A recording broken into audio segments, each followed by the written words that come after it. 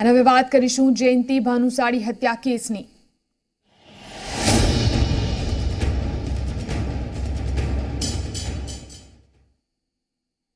જયંતિ ભાનુશાળી હત્યા કેસમાં મનીષા ગોસ્વામીનું નામ સૌથી વધુ ચર્ચામાં છે। ત્યારે ઝી24 કલાક પહોંચ્યું મનીષાના માતા પિતાના ઘરે, જેમાં માતા પિતાએ પોતાની દીકરી નિર્દોષ છે અને તેને ફસાવવામાં આવી રહી છે તેમ જણાવ્યું। સાથે જ ગુનેગારોને કડક સજા કરવાની પણ માંગ કરી। સમગ્ર રાજ્યમાં ચકચાર જગાવનાર જયંતિ ભાનુશાળી હત્યાકાંડમાં એક નામ સૌથી વધુ ચર્ચાઈ રહ્યું છે અને તે છે મનીષા ગોસ્વામીનું। જે પ્રકારે ભૂતકાળમાં સમગ્ર વિવાદ સામે આવ્યો હતો અને આ કિસ્સામાં ફરીથી ચર્ચાના ચકડોળે મનીષા ગોસ્વામીનું નામ આવ્યું છે, ત્યારે કચ્છના મોટા ધાવડા ગામે મનીષા ગોસ્વામીનું પિયર એટલે કે તેના માતા પિતા રહે છે। લીલાવતીબેન પણ છે અને સાથે તેમના પિતા પણ છે નવનીત ગીરી। આપણે તેમની સાથે વાત કરીશું કે હાલમાં જ્યારે આ વાત સામે આવી રહી છે તો તેમની શું પ્રથમ લાગણી છે, તેમની શું પ્રતિક્રિયા છે। બા, આજે ઘટના બની, હત્યા થઈ, તેનામાં આપની દીકરી પર આરોપ લાગ્યો છે કે સમગ્ર જે હત્યા બની છે એની પાછળ કાવતરું તેણે કર્યું છે। શું લાગણી છે એક માતા તરીકે આપની? મને તો સાહેબ એવું લાગે છે કે મારી દીકરીથી જ કાવતરો કર્યો છે સુનીલે। પહેલાં પણ આવી જ રીતે ખોટી ફરિયાદો કરીને મારી બેબીને હેરાન કર્યો છે ને અત્યારે પણ સાહેબ મારી બેબીને ખોટી ફરિયાદો કરીને હેરાન કરે છે। મારી દીકરી કોઈને કોઈ દિવસ મારી શકે નહીં એટલો મને 100% વિશ્વાસ છે। આ બધું રાજકારણ છે સાહેબ, બે મોટા માથા વઢે છે ને એમાં નાના માણસોના ખો કરે છે। આ તો આ બેને મહેરબાની કરીને વઢવાનું બંધ કરો, આવો કાંઈક કરો કે ખોટા માણસો ન ફસાય। આપણી સાથે મનીષાના પિતા પણ છે। દાદા, જે પ્રકારની આ ઘટના બની, આપની દીકરીનું પ્રથમ નામ આવી રહ્યું છે કે જે કાવતરાખોરો છે તેનામાં તે પણ સામેલ છે। આપની શું લાગણી છે, હાલમાં આપ શું માનો છો? આ બાબતે મારે એટલું જ કહેવાનું કે મારી દીકરી આવું કૃત્ય કરી જ ન શકે, પ્રથમ વાત।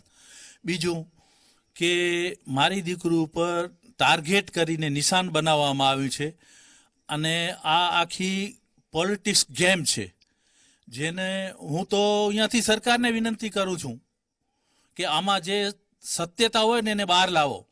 અને મારી દીકરી નિર્દોષ છે એ મને 100% ખાતરી છે, કારણ કે એક મહિલા આવું કૃત્ય કરી જ ન શકે। સાથે સાથે સરકારશ્રીને અને તપાસની અધિકારીઓને પણ વિનંતી છે કે આમાં નિષ્પક્ષ અને તટસ્થ તપાસ કરો। આગળ જે કંઈ બન્યું હોય એ જે જાણતા હોય એને જ ખબર હોય। દાદા, ભૂતકાળમાં કેટલાક કેસ થયા હતા અને આખરે સમાધાન પણ થયું હતું। એ વખતની વાત કરીએ તો શું ખરેખર ઘટના બની હતી, એ માટે આપ શું માનો છો? એ વખતે તો અમને બહુ ખાસ કંઈ અખબારોની માધ્યમથી જાણવા મળ્યું છે, બાકી કોઈ રીતે પણ અમને કોન્ટેક કરવામાં નહોતો ને અમને તો અમદાવાદ નહીં આવવાની પણ જાસાઓ મળતા હતા તો અમે આવ્યા જ નથી અમદાવાદ। બાકી તો જે તે સમયનો વહીવટી તંત્ર જાણે અને સરકાર જાણે। આપનો કોઈ સંપર્ક થઈ શક્યો છે આપની દીકરી સાથે હાલમાં? હાલમાં તો મારી દીકરીથી કોઈ સંપર્ક નથી। તો આ હતા મનીષા ગોસ્વામીના માતા પિતા। તેમની દ્રઢ લાગણી છે કે સમગ્ર કિસ્સામાં તેમની દીકરીનું જે નામ આવી રહ્યું છે તે સંપૂર્ણ ખોટું છે અને સરકાર અને પોલીસે આખા મામલાની નિષ્પક્ષ અને તટસ્થ તપાસ કરવી જોઈએ અને જે કોઈ પણ ગુનેગાર દોષિત હોય તેમને કડકમાં કડક સજા કરવી જોઈએ। જો તપાસના અંતે તેમની દીકરીનું નામ પણ ખુલે તો તેને પણ કડક સજા થવી જોઈએ તેમ તેઓ જણાવી રહ્યા છે।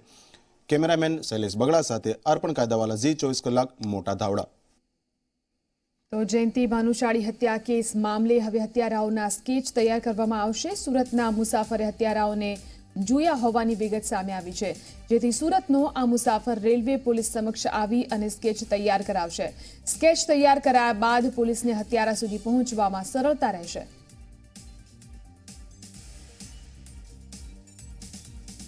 તો જયંતિ ભાનુશાળી હત્યા કેસમાં પોલીસે તપાસ તેજ કરી છે, જેમાં કેટલીક મહત્વની વિગતો સામે આવી છે।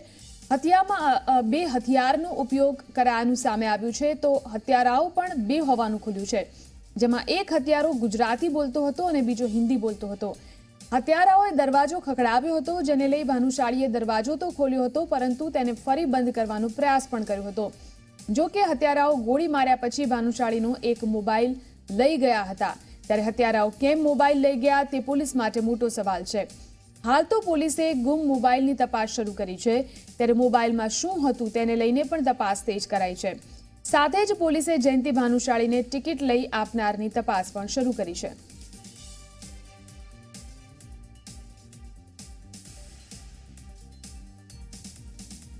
તો ભાજપના પૂર્વ ધારાસભ્ય જયંતિ ભાનુશાળીની હત્યા અંગે ગૃહ રાજ્યમંત્રી પ્રદીપસિંહ જાડેજાએ કહ્યું છે કે આ ઘટના અંગે સરકાર અત્યંત સંવેદનશીલ છે. કેબિનેટ બેઠકમાં પણ મુખ્યમંત્રીએ દુઃખ વ્યક્ત કરી કડક પગલાં ભરવા માટે સૂચના આપી છે અને કોઈ ગુનેગાર ઠરશે તો તેને કડક સજા થશે તેમ પણ જણાવ્યું છે.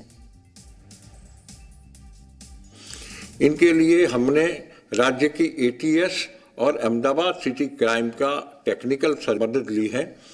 साथ में फॉरेंसिक साइंस को जिन कोच रेलवे के कोच के अंदर ये घटना हुई उसका पूरा निरीक्षण के लिए इसमें से सैंपलिंग और बाकी का अरेंजमेंट किया है. हमने फॉरेंसिक साइंस के जरिए फिंगरप्रिंट एक्सपर्ट, बैलिस्टिक एक्सपर्ट उनकी भी हमने इसके अंदर मदद ली है. हमारी सरकार इन घटना से जो भी तार जुड़े हुए जो भी गुनहगार है उनको कहीं से भी पकड़ में उनसे कठोर शिक्षा दिलाने का काम हम करेंगे. हमारा ही आगेवान जब गुजर गया है तो पूरी संवेदना के साथ हम इन आरोपियों को पकड़कर उन परिवार को न्याय मिले ऐसा हमारे माननीय मुख्यमंत्री जी ने